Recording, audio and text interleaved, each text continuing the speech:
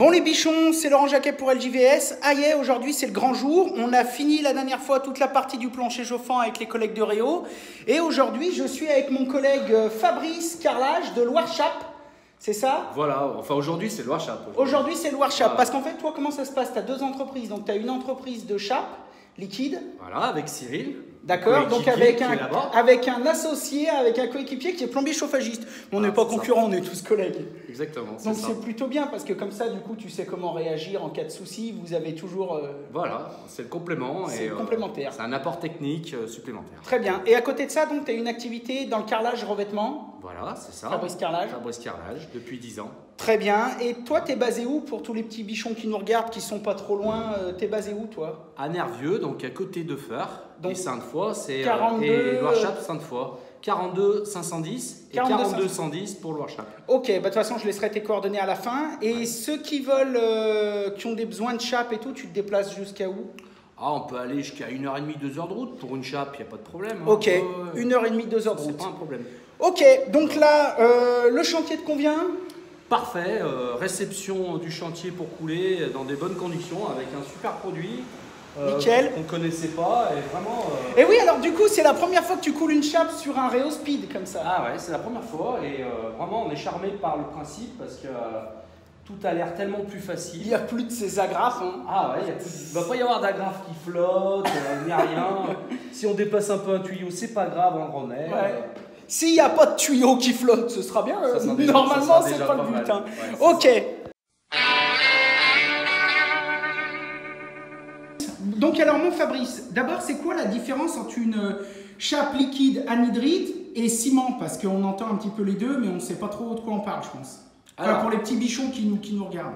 La différence, c'est le temps de séchage, le retrait, la résistance mécanique. D'accord. Et surtout, il faut que ça soit adapté par rapport à ce qu'on fait. C'est-à-dire que si on a un plancher chauffant, il faut qu'on ait une bonne conductivité thermique. D'accord. C'est pour ça qu'on privilégie souvent l'anhydrite. D'accord. Par rapport au ciment, déjà. Ok. Et donc après, pareil, on n'a pas besoin de colle à carrelage spécial ni rien. On peut carreler directement sur l'anhydrite, on a un coup de primaire d'accrochage et puis c'est parti. Il n'y a plus besoin de primaire. Maintenant, on a des colles spéciales anhydrite. Ouais. Où après avoir fait le ponçage, on colle directement sur la chape. Ok. Bon, moi je suis un gros frileux et mon surnom c'est ceinture et bretelle, donc je mets quand même du primaire. Ok, donc j'ai remarqué un truc, Fab, c'est toutes tes petites piges que tu as mis, je connais pas du tout ce système, c'est quoi? C'est nouveau. Vous mettez plus les petites piges, les petites chandelles que vous mettez d'habitude? Si, on continue à les mettre quand on n'a pas d'isolant. D'accord. Car en fait, celles-ci... Explique-nous un peu. Elles se plantent dans l'isolant. D'accord. Donc elles sont plus légères, elles sont plus faciles à nettoyer. Ok. Et elles sont réglables, elles tiennent bien le réglage. Ok. Les piges métal à chandelle, on les utilise encore, mais quand il n'y a pas d'isolant, quand on n'a pas le choix. Voilà, ça dans un seau, on en met 500, et, alors que les autres, il faut au moins 400 poubelles pour transporter 100 piges. Donc il n'y a pas photo, c'est beaucoup plus efficace de travailler avec ça. Voilà. Et donc après, vous les récupérez quand même, quoi. Enfin, je veux dire, c'est pas un truc qui reste dans le ciment, ça. Alors, une fois qu'on a terminé de couler, on les récupère, on les nettoie et on les réutilise à chaque fois. D'accord. Et en fait, là, pour régler la hauteur, en fait, ça, tu viens déplacer, on va pas les dérégler, mais en fait, tu viens déplacer cette tige qui vient se glisser sur celle-là, cette rondelle qui vient se glisser sur cette tige. Tout à fait. On règle l'indicateur avec un laser et on règle notre épaisseur par rapport à un minimum et un maximum d'épaisseur de chape qu'on doit respecter selon un cahier des charges. Ok, et donc là on est à peu près à quoi? On est 5-6 cm là à peu près? Exactement, voilà, c'est ça. Ok, très bien. On se cale par rapport aux menuiseries et par rapport aux portes et tout. Voilà, exactement. C'est ça. Ok, bon bah nickel. Niveau préparatif, toi là, il n'y a rien d'autre à faire. Si vous allez peut-être, la dernière fois, j'avais pas pu filmer le ravorage, mais là, vous allez peut-être faire aussi le test de l'étalomètre. Alors, c'est quoi en fait ce test? Alors ça, c'est pour vérifier la fluidité de la chape. D'accord. De façon à ce qu'elle soit déjà facile à travailler, que ce soit pas trop compliqué. Plus elle est fluide, plus c'est facile à travailler, on va dire. D'accord. Mais il ne faut pas qu'elle soit trop fluide non plus. Il ne faut pas que ce soit de la soupe, quoi. Pas que ce soit de la flotte. Parce qu'après, après, ça peut modifier un peu la consigne. Après, ça peut, voilà, ça peut mettre en cause après la garantie sur le produit. La qualité du produit en voilà, lui-même. Exactement. Si te disent de mettre 10 litres d'eau puis que tu en mets 25. Bah ouais, c'est pas bon, il y a chaque produit. Voilà, d'accord. Minimum et un maximum. Et donc en gros, tu verses un petit peu de chape là-dedans et après, en fonction de comment elle s'étale sur le disque, bah tu me feras voir. Bah, on va y faire là, regarde, il y a la toupie qui arrive. Ah bah yeah. Oh là là. Bon allez, on va voir ça et on vous fera voir tout. Donc il y a Fab qui est en train de préparer la chape pour faire le test de l'étalomètre. Comment ça se passe les chapes liquides? Tout le monde peut en commander? Il faut un agrément? Pourquoi? Il faut être agréé. Nous, on est agréé par chez Lafarge, ce qui évite justement de faire appel à n'importe qui. Au moins, ça permet d'avoir une garantie sur le produit. D'accord. Et il faut être applicateur, applicateur agréé. Ok, donc il faut faire ça quoi. C'est ça. Alors là, attends. Là, on doit être à 26 plus ou moins 2 pour la fluidité de la chape. On va voir si elle est là. Donc, ça s'appelle l'étalomètre. Donc là, tu remplis le truc et après, quand tu le lâches, il doit faire un cercle approximatif de 26 plus ou moins 2. Voilà. Une belle crêpe. Et là, on est nickel. Ouais. Bon bah nickel. 26. On est, ouais, en plus, elle est liquide. Elle est un peu vite, 26-27, c'est parfait. Donc là, c'est bien là, nickel. Voilà. Ok, bon bah tu vois, je me coucherai moins con. On peut bosser, c'est bon. Allez, c'est parti. On peut bosser. On peut envoyer la sauce. Donc là, t'en as prévu combien de mètres cubes là, Fab? Presque 6 mètres cubes à peu près. Presque 6 mètres cubes, ok. Ouais, voilà. Bon bah allez, on va filmer ça, on va envoyer le bouillon. Donc Barbotine. Là, vous avez dressé le tuyau avec une barbotine? Ouais, c'est en fond de chape avec de l'eau pour éviter qu'il s'encrasse. D'accord. Et donc on récupère la barbotine dans le seau et ensuite c'est parti pour le coulage. D'accord. Attention les piges, les gars. On fasse gaffe à tout. Tu peux y aller doucement, comme avec mes gros pieds. comme tu sais faire. Donc là, comment ça se passe? T'as une télécommande, toi? Ouais. Je fais des commandes. Et c'est quoi la machine? Puchmeister SP20. Donc c'est quoi? C'est comme une pompe à crépi ou tu peux faire de la chape avec? Ah ben avec ça on pourrait en faire, mais elle n'est pas adaptée, le bac il est fait pour la chape là. Ça c'est tout fait pour de la chape liquide. Voilà, ouais. D'accord. C'est pour ça. Ah, c'est bizarre la consistance, tu vois, moi je croyais presque plus que ça allait être un peu comme un ragréage. Ah non, tu vois c'est vraiment très liquide. Un ragréage c'est base ciment, ça c'est base anhydrite, donc sulfate de calcium. D'accord. Et c'est mieux alors du coup la sulfate de calcium, l'anhydrite? L'anhydrite c'est pour, il y a moins de retrait en fait. Avec une base anhydrite, on peut appliquer jusqu'à 1000 m² sans faire de champ de fractionnement. D'accord. Donc, et sur plancher haut, on est obligé de partir sur une base anhydrite. Sur un plancher chauffant, c'est archi conseillé une base anhydrite. Ouais, maintenant ils ont sorti des types de chape ciment qui est vraiment nouvelle. Les 3/4 du temps, ça reste de l'anhydrite. Voire même 90% du temps. Et donc là, on est d'accord. C'est génial à voir. Tu vois, je suis content d'y montrer parce que c'est pas souvent qu'on le voit. Et donc là, on est d'accord. Après, vous y remettez un petit coup de ponçage. Comment ça se passe? Une fois qu'elle est sèche, après, tu reviens, tu reponces. Bah, il y a plusieurs types de chapes. Il y a celles qui sont sans ponçage. D'accord. Et après, il y en a qui sont avec ponçage. Voilà. Bon. Avec ponçage, en général, le carreleur il préfère. Ouais. Ça rectifie tous les petits défauts et puis comme la chape est rayée, après ça crée une meilleure adhérence pour le transfert de la colle à carrelage. Très bien. Mécaniquement parlant, bah, voilà. C'est pro, c'est bien, c'est pro. Temps de séchage après là les gars? Alors au bout d'une semaine, 10 jours, tu peux mettre en chauffe. D'accord. Et après, il faut compter 4-5 semaines quoi. Ouais. Si elle chauffe. Non, c'est chaud, c'est 2 semaines. Tu as des chaudières électriques, le chauffagiste normalement le met en chauffage. Il faut que ça soit. Si c'est bien. 20 jours, une vingtaine. On va dire un petit mois quoi. Ouais, voilà. Il faut un petit mois. Bon bah là ça va, les clients ils sont pas pressés, les 3/4 ils sont en autoconstruction. Tout dépend si c'est l'été, tout dépend si c'est bien aéré régulièrement, que c'est bien fait. Ouais. Donc nous on peut mettre des déshumidificateurs aussi, ce qui est important pour éviter que ça abîme le plateau. D'accord. Sinon ça peut ruisseler après le long des baies en fait. Ouais. Ça ruisselle avec la condensation et ça peut aller sur le plateau. Et là on peut commencer à marcher dessus quand? Dans 2 jours quoi. Voilà, c'est ça. Donc là on est quand? On est mardi. Donc personne marche dessus avant vendredi, quoi, jeudi, vendredi. Voilà, c'est ça. Ouais. Et après, il faut aérer franchement tout de suite derrière. D'accord. Voilà. Donc après, il faut que je dise à la cliente qu'à partir de jeudi, vendredi, il faut qu'elle vienne ouvrir tous les jours. Voilà, régulièrement, le plus possible. C'est pas toujours facile. Hein. Ouais. Bah, surtout sur un chantier neuf. Ah ouais, voilà.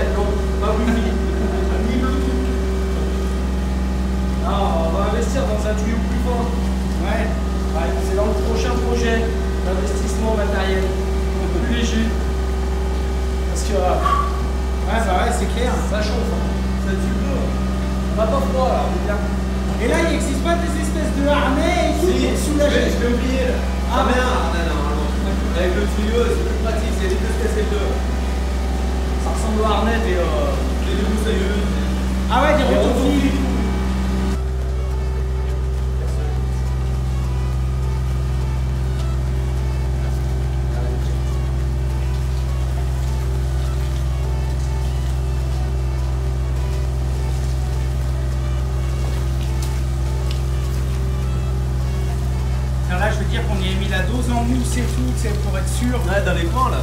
Ouais, dans les coins, les coffrages de partout. C'est bien fait. Ouais, ça va, c'est vrai. Parce que j'y ai passé du temps. Nickel, nickel. Non, franchement, c'est une bonne préparation. Ouais.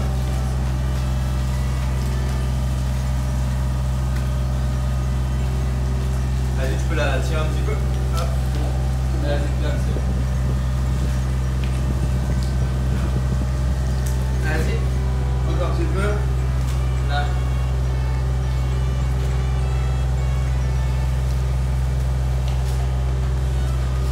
Tu fais comment après? Tu la débules avec ton espèce de balai là? Ouais, c'est le platoir. Le balai. Après, débuleur d'abord. Le débuleur, c'est pour mettre la planéité. Ouais. Donc on le croise pour l'aider, pour que ce soit bien plat. Et ensuite, on passe le balai pour ramener le sable. Donc la chape est homogène. Sinon, le sable, forcément, descend en bas. L'eau, elle vient en surface. Et ce qui fait que la chape n'est pas homogène. D'accord. Pour qu'il y ait une résistance mécanique plus importante, c'est pour ça qu'on passe le balai, ça remonte le sable. Du bon boulot quoi. C'est quoi? C'est du bon boulot quoi. Ouais. C'est du bon boulot. Et protéger les balles aussi. Ouais. Protéger les balles avec du collage pour éviter. Ah ouais, donc après tu vas remettre un plastique par-dessus les baies vitrées et tout. Ouais, pour éviter l'ensoleillement. Le soleil qui tape sur la chape, ça crée des zones où elle va tirer plus vite que d'autres. D'accord. Et donc ça peut créer un risque de fissuration. Même des fois, elle arrive à bloquer, à faire des bulles en surface. D'accord. On va faire ici. Et à rentrer là-bas. Ouais, bon, on va aller là-bas. On va aller tout de suite.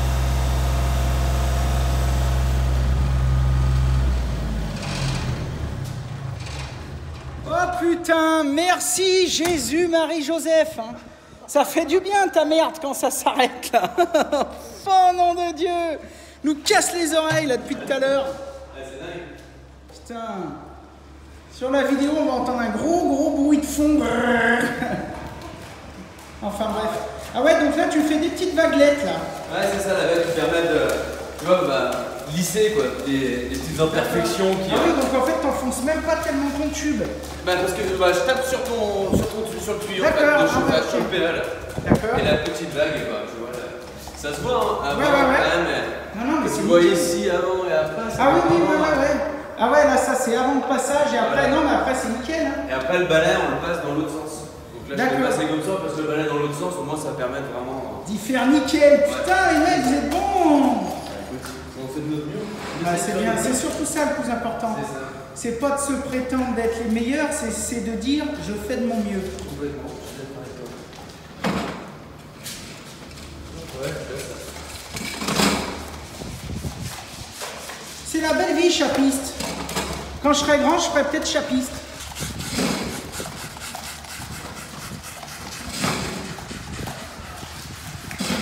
Putain, cette vitre. Chape liquide, c'est vraiment propre. Hein. Puis vous avez bien bossé, les mecs. Vous m'avez pas tartiné de mur, rien. C'est vraiment pas mal. C'est vrai qu'avec le rasoir, des fois, c'est un peu plus délicat parce que c'est plus pâteux. Donc, on arrive à faire des... Quand ça sort du tuyau, ça arrive à éclabousser. Mais alors là, avec l'idée, c'est nickel, je dis. c'est un billard. Donc là, tu fais quoi, là, mon Fab, avec ton balai de cantonnier, là? Après le débillage, Ouais. on passe le balai qui sert à remonter le sable D'accord. et qui fait une meilleure homogénéité de De l'ensemble. l'ensemble. D'accord. L'ensemble, voilà. Ok. Et puis aussi, plus c'est large, et plus on assure aussi la finition de tonalité. D'accord. Ouais, parce que là, finalement, en fait, en faisant ça, oui, ça remélange un peu ta chape, quoi. Ça évite qu'en haut, t'as que de la flotte. Voilà, c'est ça. Ça fait un bon mélange. Ouais. Surtout le sable a tendance à aller au fond quand on coule. Il a tendance. Là, ça le remonte entre les poils du balai, ça remonte le sable. Donc les petits coups secs, la petite vague. Et après, là, ça y met nickel de chez nickel. Hein. Ah ouais, nickel après.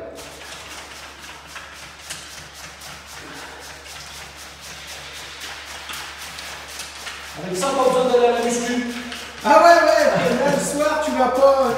Tu vas pas faire du crossfit, toi, quand tu rentres le soir. Non, pas besoin.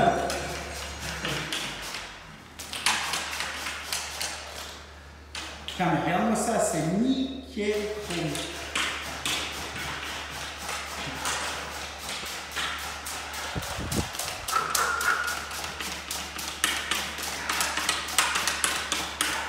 Fab, t'as pris un bon coup de chaud, ma caille. Ah, alors là, je suis à fond T'es à bloc, là. Là, il faut bien me couvrir parce que sinon je sens que je vais choper la crève. Tu dors bien Oh après là une journée là, de chape. ah bah là, ouais, attends. C'est comme si j'avais pris un coup de soleil. Ouais, mais ça se voit. Pareil. Au but des canons.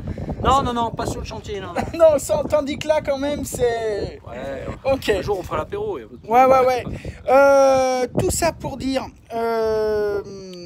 Bon, bah écoute, tout ça pour dire que ça s'est super bien passé. Et puis, donc du coup, j'ai vu que vous aviez bouché aussi les baies vitrées, etc. Donc c'est pourquoi? C'est pour que le soleil... Tout à l'heure, Ouais. Cyril me disait que c'était pour que le soleil tape moins un peu sur la chape. Voilà, sur les fenêtres qui sont en ensoleillement direct sur la chape, Ouais, pour éviter que ça fasse la saisie comme un steak ouais, et que ça fissure. d'accord. on met une petite protection là pour les premiers jours, histoire que ça soit pas Que ce soit... que ça fasse pas la croûte. Histoire que ce soit à point, mais pas saignant. Voilà. On est bien d'accord, ok. Bon, donc là on est d'accord, on a noté, on attend 3-4 jours avant de marcher dessus. Voilà. Ensuite on aère à fond. Voilà. Ensuite dans une dizaine de jours, on met un petit peu la dalle en chauffe coolos. Voilà. Et Un au programme. bout d'un bon mois, eh ben, on peut commencer à travailler dessus. Voilà, c'est ça. Ok, Mais il faudra que je ponce. oui, tu penseras Ouais, avant quand même. Juste avant. Voilà. Ouais, ouais, ouais, mais je te rappellerai, et si j'ai le temps, je viendrai te filmer poncer, sinon on mettra 48 2-3 heures. photos. Faut arrêter 48 heures la chauffe avant de poser le carrelage. D'accord, Voilà. ok, très bien. Bon, écoute, moi je te remercie de nous avoir accordé un petit peu de temps pour nous montrer un petit peu ton boulot, tes journées. Et puis ça m'a fait super plaisir, comme d'hab tu nous as fait du bon boulot. Donc je mettrai tout ça m'a sur fait plaisir YouTube, aussi. je peux me permettre de mettre tes coordonnées et tout, il n'y a pas de problème. Ah bah, Tu vas avoir des appels de toute la France là. ah bah tant mieux. Bon, vous pouvez y aller, il bosse super bien. Je vous remercie, je vous souhaite à tous une super bonne journée. Soyez créatifs, faites de votre mieux, faites du bon boulot. Et à bientôt les bichons, bye. Yeah.